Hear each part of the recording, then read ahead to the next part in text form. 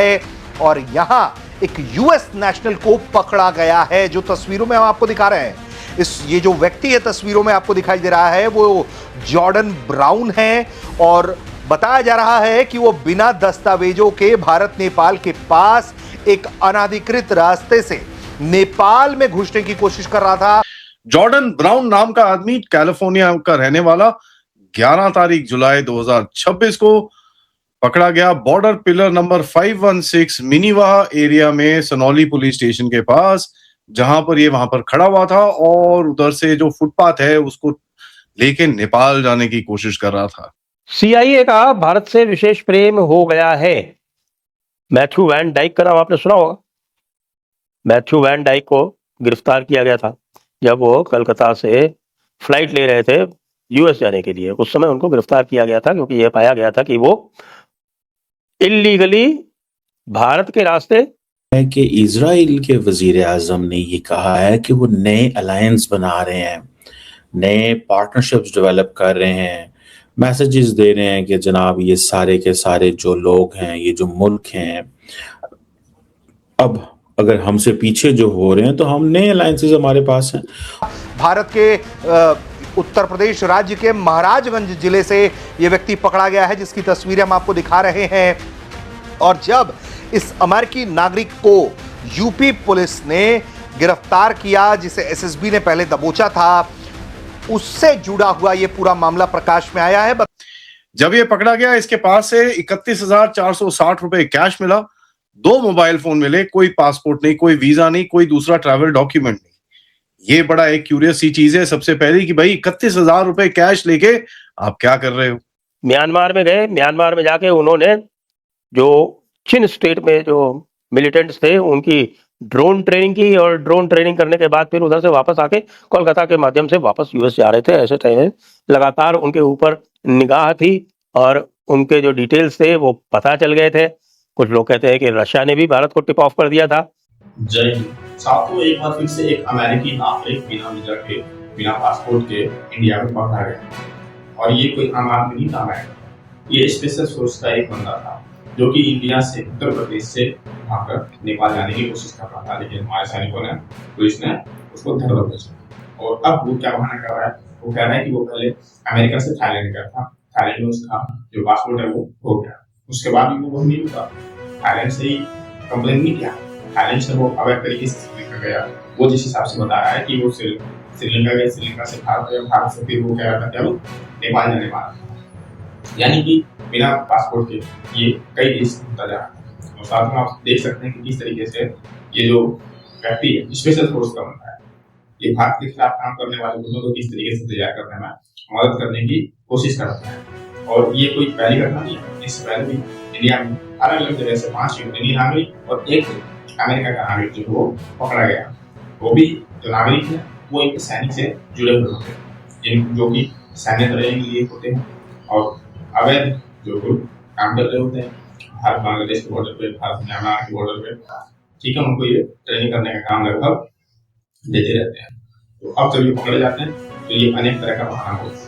पहले तो थाईलैंड का बहाना देते, उसकी बात करने के लिए इंडिया में ही आया था, बेंगलुरु में इनका कभी पासपोर्ट है, कभी कोई किसी दोस्त के पास है, ये कहता है कि नेपाल में इसका कोई दोस्त है। यानी कि अपने एक बात पर ये टिका हुआ नहीं रह पा रहा है।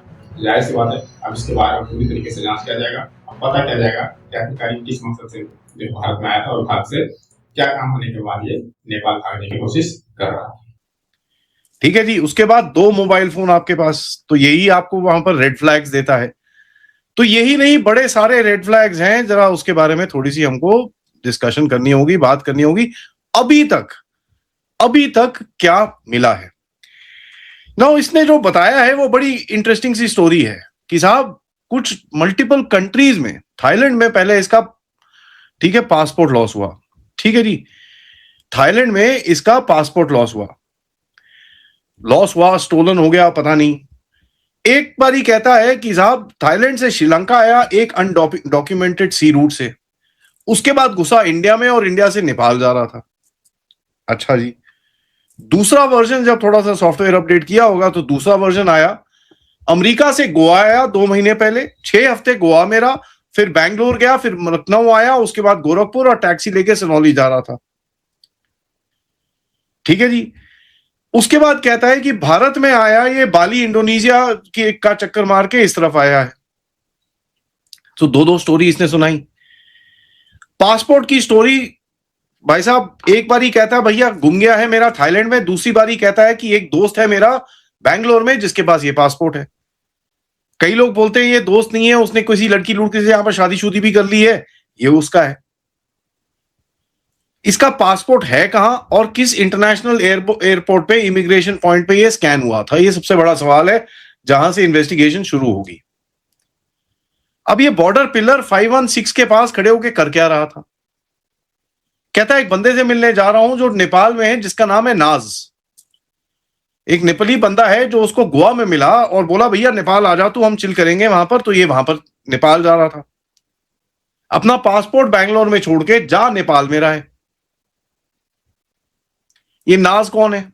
कोई आइडिया नहीं है। व्हाट्सएप के साथ कम्युनिकेशन हुई, सिग्नल में हुई, टेलीग्राम पे हुई, किसी और ऐप पे हुई, कहां पर हुई किसी को नहीं पता।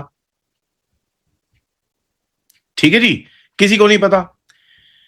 तो एक बंदा जो अपनी आइडेंटिटी थाईलैंड में छोड़ देता है, उसके बाद श्रीलंका आ जाता है, उसके बाद इंडिया घुस जाता है, उसके बाद इधर जाता है उधर जाता है, this tells you that he is moving through a parallel mobility system. Formal system से नहीं जा रहा।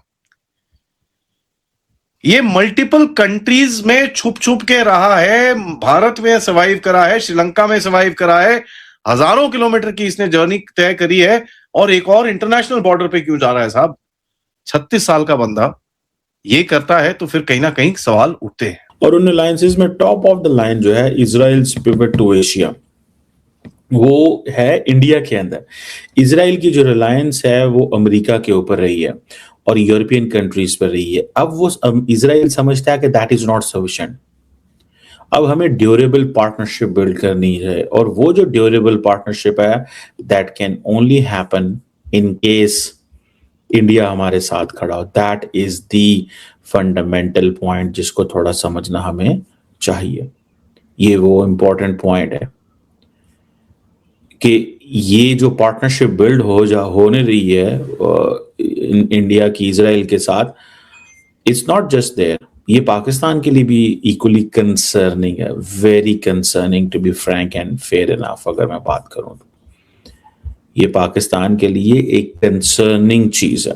एक बात तो ये हो गई। क्या हो सकता है, कैसे हो सकता है, we can talk on that and हम उस पर बात भी कर सकते हैं। लेकिन द क्वेश्चन रिमेन्स, ठीक है ना जी, कि how come this will continue this way, ये कब तक ऐसे चलता रहेगा, ये कब तक ऐसे चलता रहेगा, और कब तक वो जिसे कहते हैं ना वो होती रहेंगी चीजें। खैर मुझे जो एटलीस्ट लगता है वो ये है कि the Israelis do understand, Israelis do understand कि कहीं ना कहीं पे India is the only country that can help us in so many ways. वो कैसे, वो भी हम अगर उसको थोड़ा एक्सप्लेन करें तो देखिए, ये जो पिवट टू इंडिया है, इंडिया के अंदर पॉपुलेशन है